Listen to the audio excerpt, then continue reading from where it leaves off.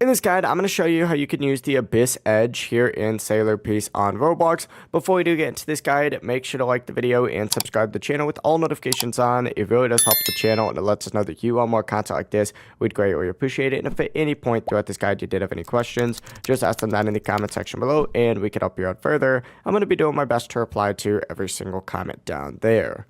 Now, first things first, go ahead and make your way over to Sailor Island. I'm actually currently here right now. And once you are here, what you need to do is actually make your way on top of this main building that's like directly in the middle of everything.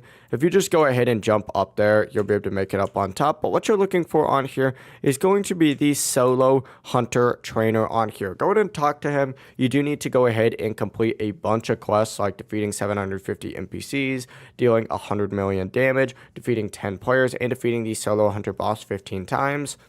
If you actually just look over like this edge, you're going to see the solo hunter boss spawn location in this exact same area. But essentially, go ahead and get 6 Abyss Edge from the solo hunter boss. Make your way back up to this guy, talk to him after completing all those quests, and you could go ahead and trade those in order to get the solo hunter swords.